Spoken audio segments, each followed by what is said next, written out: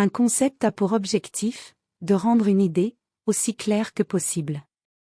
Les mots sont créés pour exprimer, de la manière la plus précise, la signification des choses.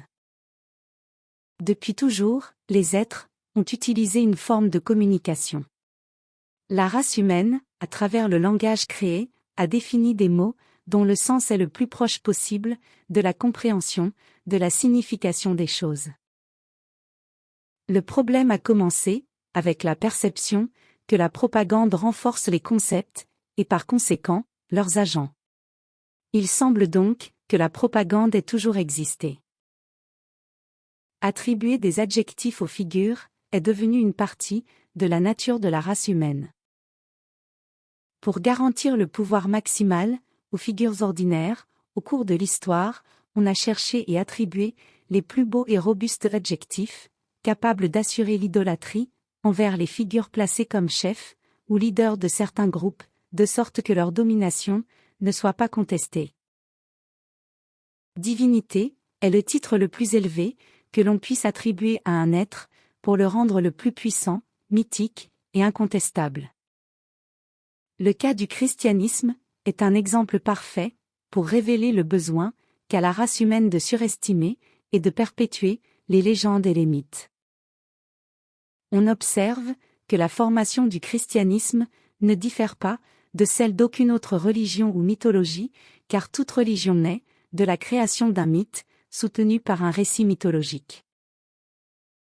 À ce récit s'ajoutent les adjectifs les plus adéquats, qui s'intensifient et modifient la qualité du mythe créé. Pour compenser l'impossibilité d'explication rationnelle, le concept de foi s'établit comme fondamental. À ce concept s'ajoutent des promesses divines qui garantissent la fidélisation des convaincus. Être chrétien, par exemple, ne consiste pas à suivre quelque chose ou quelqu'un. Autrement dit, tout être est un Messie, un missionnaire ou un Christ. Cet adjectif, cependant, a été attribué à un être humain en particulier, afin de garantir la propagation de l'idée de l'existence d'un seul oint et d'un seul Christ, créant ainsi un mythe. De nouveaux adjectifs ont été incorporés pour renforcer le récit, tel que Sauveur, et comme dans toute histoire racontée, Dieu. On associa donc à une figure, d'abord, l'idée de spécialité, ensuite celle d'envoyé spécial, puis d'oint par la divinité, et finalement, d'être non seulement la divinité elle-même, mais aussi l'unique divinité. Le christianisme représente la limite maximale atteinte par la race humaine dans la construction concrète de l'idée d'un homme divin. Toutes les mythologies ont toujours employé, et continueront à employer, la même propagande autour de leurs mythes, mais aucune n'a connu autant de succès que les constructeurs et perpétuateurs du récit chrétien.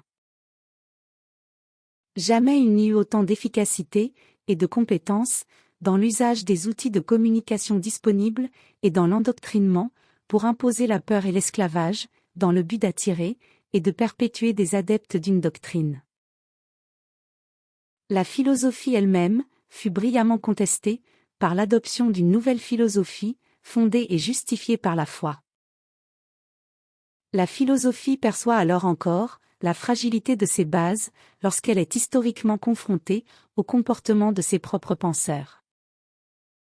Une idée ne se situe que dans un temps et un espace déterminés et ne semble pas être universelle. Les idées créées par ces figures contrastent avec le comportement de leurs propres créateurs. Les chercheurs en philosophie se concentrent souvent sur une partie spécifique de la pensée philosophique. À partir de cette fraction de pensée, on attribue de nouveaux adjectifs, afin de renforcer une compréhension individuelle et de l'associer à l'auteur de la pensée originale. Les chercheurs en philosophie tendent à expliquer la philosophie à ceux qui semblent ne pas la comprendre.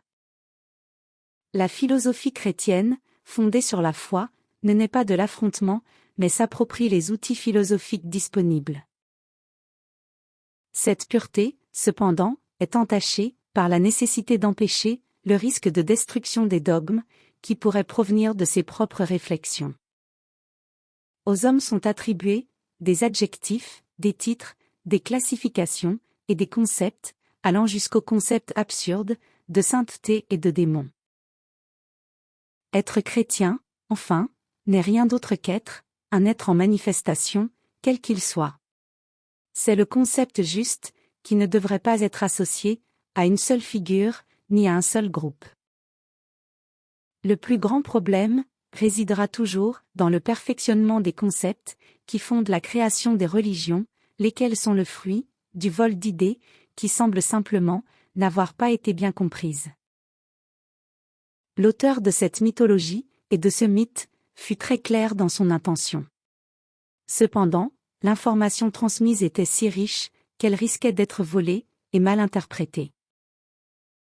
Cette richesse n'a pas été perdue et demeure vivante, même si elle a été dissimulée par l'appauvrissement de la patristique. Ceux qui réapprendront à lire les originaux la verront avec une clarté totale. Cette richesse est accessible à tous, car un chrétien n'est pas chrétien parce qu'il suit un Christ, mais parce qu'il est un Christ.